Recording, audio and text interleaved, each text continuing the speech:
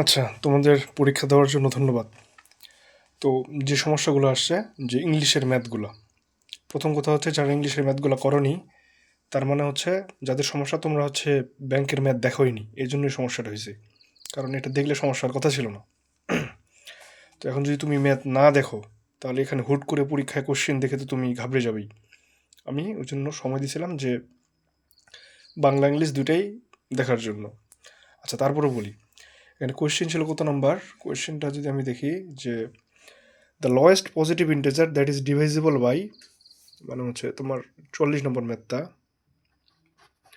এটা lowest positive integer চাইছে, যেটা 8, 9, 10, 11, 12 দ্বারা কি বিভাজ্য, তাই না?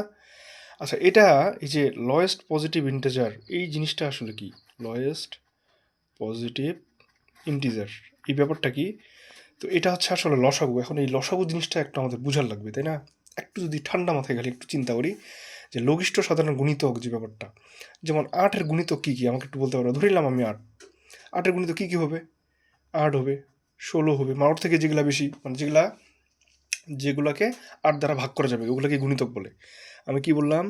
যেই সংখ্যাগুলোকে ওর সংখ্যাটা দিয়ে ভাগ করা যাবে ওগুলোকে গুণিতক বলে। তাহলে 8 দিয়ে 8কে ভাগ করা যাবে, 8 দিয়ে 16কে যাবে, 8 দিয়ে 24কে যাবে, 8 দিয়ে 32কে যাবে, 8 দিয়ে 50কে 40কে যাবে, 48কে যাবে। তো এগুলো হচ্ছে এর গুণিতক, তাই না? 8-এর গুণিতক এগুলো। তাহলে এবার যদি আমি বলি ধরো 10, আচ্ছা 12 ধরলাম, তাহলে একটু সুবিধা হবে। 12-এর গুণিতক কী কী? 12 নিজে একটা, 12 দুগুণে 24, 3 বারং 36, 4 বারং 48, 5 বারং 60, এভাবে গেল। তারপর ধরো আমি ধরলাম যে 24-এর ধরি, মানে একটু বোঝানোর জন্য। 24-একে 24, 24 দুগুণে 48, তারপর 72, এভাবে চলতে থাকবে। এই তো এগুলো হচ্ছে গুণিতক এদের, এগুলাকে বলা হয় গুণিতক। এখন লসাগু জিনিসটা কি? লঘিষ্ঠ সাধারণ গুণিতক, অর্থাৎ এই গুণিতকগুলোর মধ্যে যেটা সব থেকে ছোট। দেখো তো 8-এর মধ্যে সব থেকে, 8-এর, 12-র, 24-এর মধ্যে কমন কোনটা? 24টা না, 48টা না? কমন না? দেখো এখানেও 12-এর মধ্যেও এই যে 24 আছে, 48 আছে, 24-এর মধ্যেও 24 আছে, 48 আছে। তাহলে এই তিনটার, 8, 12, 24, এই তিনটার মধ্যে আমি গুণিতক আমরা কী কী পাচ্ছি কমন? 24 পাচ্ছি, 48 পাচ্ছি, এভাবে আরও পাবো, যত দূরে যেতে থাকবে আরও পাবো। হ্যাঁ, এই যে যতগুলো গুণিতক পাইলাম এদের মধ্যে সব থেকে যেটা ছোট এটাকেই বলে লসাগু। এই জন্য বলে লঘিষ্ঠ সাধারণ গুণিতক। দিস ইজ কল্ড লসাগু, লঘিষ্ঠ সাধারণ গুণিতক। আমরা লঘিষ্ঠ সাধারণ গুণিতক বলতে মনে করি ছোট সংখ্যা, আসলে ব্যাপারটা তা না।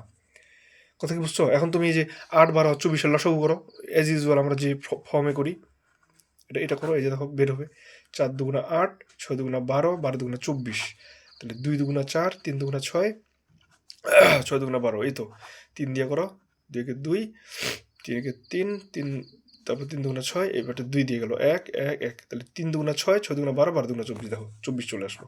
এই যে 24 চলে আসছিল সব, 8, 12, 24-এর। এটাই হচ্ছে লসাগুর বেসিক, ঠিক আছে? মানে বেসিক হলো এই জায়গাটা।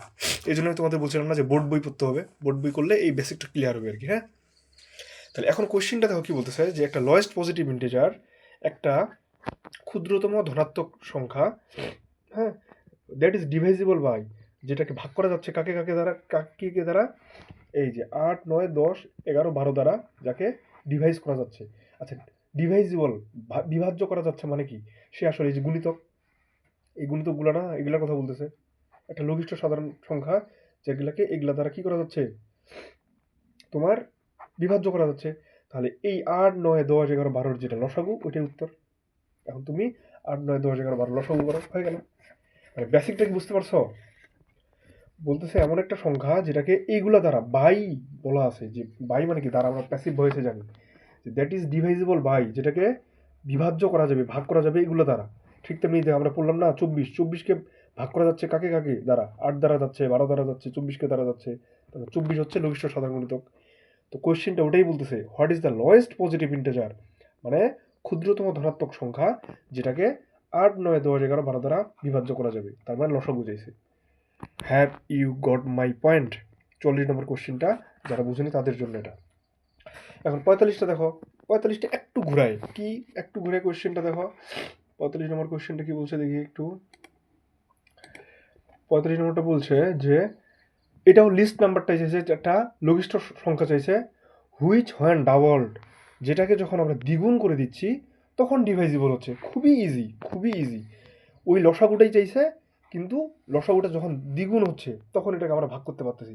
আচ্ছা তুমি ধরো কথার কথা, মনে করো এক্স, এক্স হচ্ছে একটা সংখ্যা যেটাকে কি কি দ্বারা, 12 দ্বারা, 18 দ্বারা, তারপর কোশ্চেনটা কি বলছে এখানে 21 দ্বারা, 30 দ্বারা কি করা যাচ্ছে, ডিভাইজিবল করা যাচ্ছে।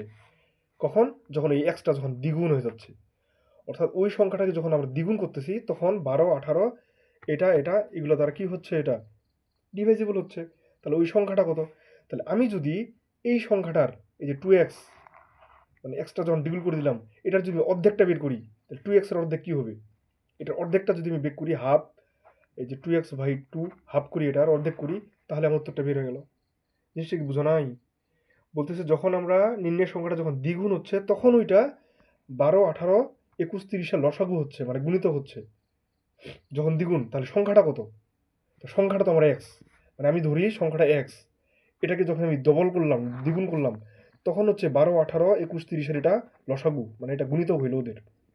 তাহলে উত্তরটা কত, ওই সংখ্যাটা আসলে কত, সংখ্যাটা আসলে এক্স না, তাহলে এটাকে 2x এর উত্তর করলে হয়ে গেল। এখন আমি করি, দেখো 12, 18, 21, 30 এটার লসাগু কত হবে, এটার লসাগু সম্ভবত 1260 আসবে, আমি এটা আগে করছিলাম, দেখাচ্ছি না এটা, তো নিজেরাই করবা। তাহলে 1260 এখন অর্ধেক আমাকে করতে হবে না, 1260 অর্ধেক কত, 630, এই 630 হচ্ছে উত্তর। জিনিসটা কি বুঝতে পারছো? ঠান্ডা মাথায় চিন্তা করো একটু, এই মানে তোমার 45 নম্বরটা একটু ঠান্ডা মাথায় চিন্তা করো। বলতেছে যে যখন একটা লঘিষ্ঠ সাধারণ সংখ্যা, এই যে লঘিষ্ঠ সাধারণ সংখ্যা 630, এটাকে যখন আমি ডাবল করতেছি, মানে 1260 করতেছি, তখন সেটা এটা দ্বারা ভাগ যাচ্ছে। ওই কোশ্চেনটাকে উল্টা চাইছে, তাহলে ওই সংখ্যাটা কত, তাহলে ওই সংখ্যাটা 630। জিনিসটা একটু ঠান্ডা মাথায় চিন্তা করো, আমার কথাটা আবার শোনো, তাহলে বুঝবা। ঠিক আছে? আচ্ছা 45 গেল, এরপর কত বলছো, কত কত কত কত 46 নাকি?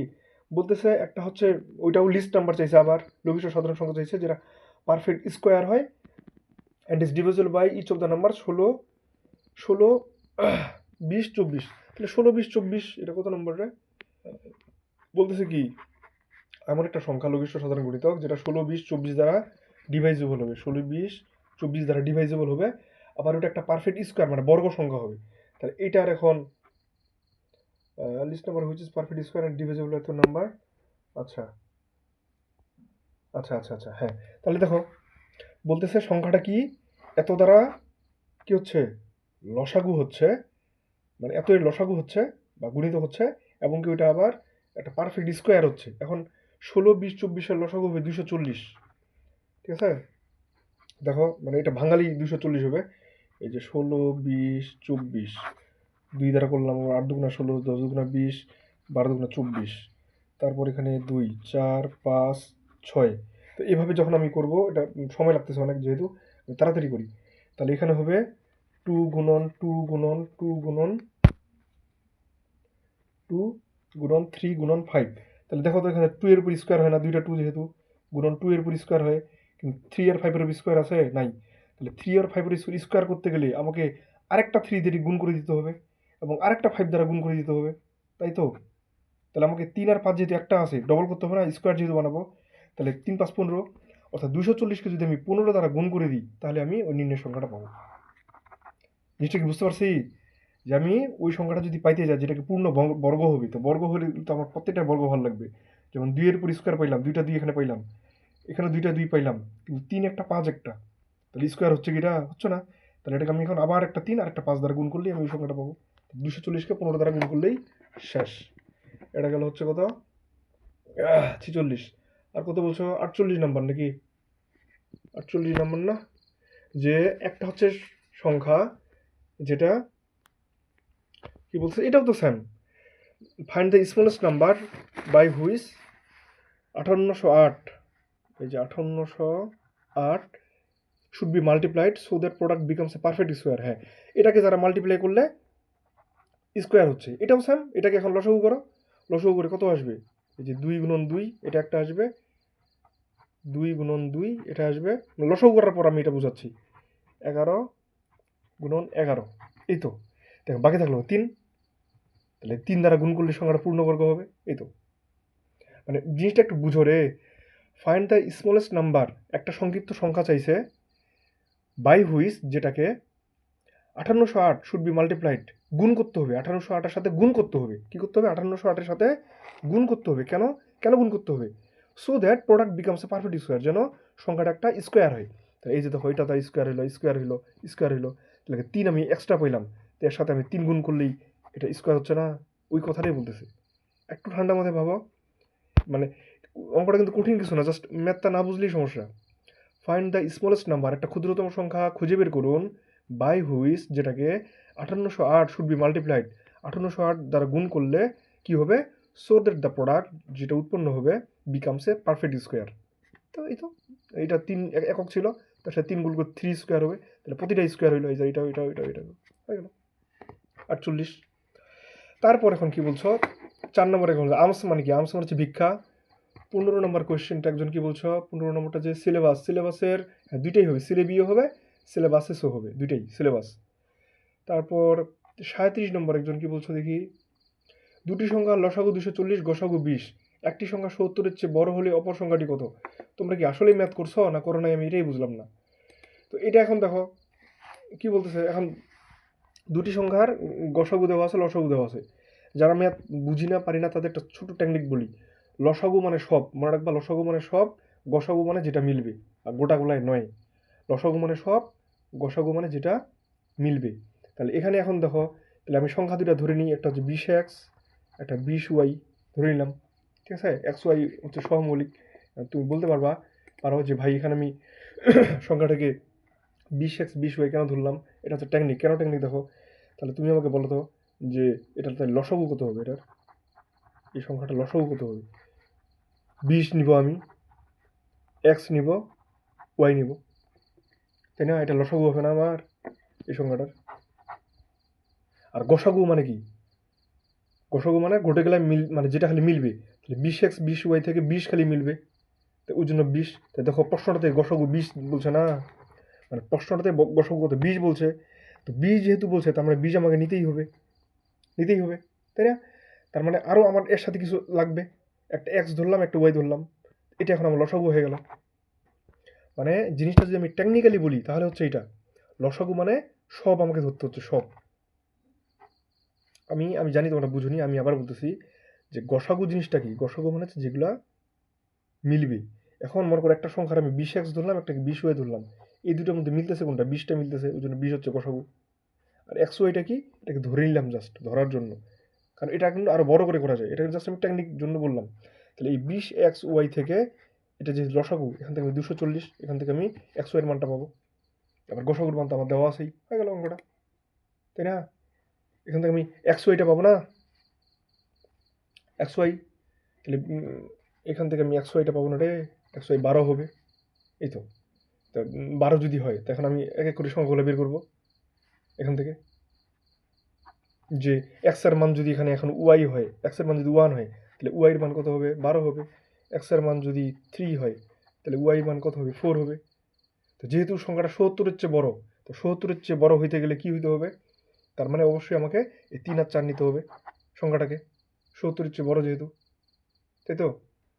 তাহলে ওইটা হবে আমার 20x, 20 ইন্টু 3 60, আর এটা হবে 20y 20 ইন্টু 4, তার মানে 80। এই যে 80 হচ্ছে 70-এর চেয়ে বড়, এটা উত্তর হবে। ঠিক আছে? এটা যদি না বুঝো, এটা যেটা বুঝাইলাম এখন 37 নম্বরটা না বুঝলে আবার জিজ্ঞেস করিও। আমি তো ভাবছি তোমরা এগুলা করছো, এখন এটাও যদি, এটা তো বেসিক অঙ্ক, এটা সমস্যা তো। আমি দ্রুত এটা বললাম, এটা না বুঝলে আবার জিজ্ঞেস করবা, মানে আমি দ্রুত যাচ্ছি দেখেই ভেবে বলতেছি আর কি। তারপর 17 নম্বর একজন বলছো কি? 17 নম্বরটা হচ্ছে রেডিয়াসের, হ্যাঁ দুইটাই হবে, আমি ভুল দিছি উত্তরটা। 17-র এ হবে, ডিও হবে, হ্যাঁ 17 নম্বর রেডিয়াসের দুইটাই হয়, 17-র এ হবে, ডিও হবে, 17 দুইটাই হবে, গেল 17। 1 নম্বর অ্যাডভাইসের প্লুরাল হয় না, অ্যাডভাইসেস হয় না কোনোদিন। আর যেটা বলছো যে পিচ অফ অ্যাডভাইস, ওটা প্লুরাল না, ওটা হচ্ছে একটা জাস্ট, মানে আমার ওই অ্যাডভাইসটার, ওটাকে কি বলবো আমি, আর ওটাকে যেন কি বলে, কমপ্লিমেন্টের মতো আর কি, কমপ্লিমেন্টও না, মানে ওটা অ্যাডভাইসের প্লুরাল না। পিচেস অফ অ্যাডভাইস কোনোদিন অ্যাডভাইসের প্লুরাল না, ঠিক আছে? অ্যাডভাইসের প্লুরাল অ্যাডভাইসেস, কিন্তু অ্যাডভাইসেস কোনোদিন প্লুরাল হয় না, শব্দগত ব্যাপার যেটা আর কি ব্যাপার ওইটা। 31 নম্বর একজন বলছো কি? ব্রোঞ্চের ব্যাপার কোন সভ্যতায়? ব্রোঞ্চের ব্যাপার শুরু হয় সিন্ধু সভ্যতায়। এখন একজন বলছো যে কি মানে কারা অ্যাশিওরা নাকি শুরু করে। অ্যাশিওরা কোথায় শুরু করছে আমি জানি না, তুমি কোন বই থেকে পাইছো, ঠিক আছে। তবে এটুকু বলি, এটা হচ্ছে কমন সেন্স। কেন কমন সেন্স দেখো, সুমেরীয় সভ্যতা শুরু হয়েছে, বা সরি মানে অ্যাশিরীয় সভ্যতা শুরু হয়েছে খ্রিস্টপূর্ব মাত্র 1000-এর মতো, মানে যদি আমরা এক সালটাকে যদি ধরি তার থেকে 1000 বছর পূর্বে। আর সিন্ধু সভ্যতা শুরু হয়েছে তার থেকে 2500 বছর পূর্বে। তাহলে অ্যাশিওররা যদি প্রথমে ব্রোঞ্জের ব্যবহার শুরুও করে, তারপরে সিন্ধুরা হচ্ছে সিনিয়র, কারণ ওদের ব্যাপারটা শুরু হয়েছে 2500 বছর আগে। খ্রিস্টপূর্বাব্দ মানেটা কি, একটু সেন্স দিয়ে জিনিসটা চিন্তা করো। তোমার বইয়ের শুরুতে এই মেসোপটেমিয়ার সবগুলো আছে মানে যে এরাই সবাই বড় তা না। সিন্ধু সভ্যতার বয়সটা দেখো প্রায় 3500 থেকে 2500 খ্রিস্টপূর্বাব্দ, মানে ওই দিকে।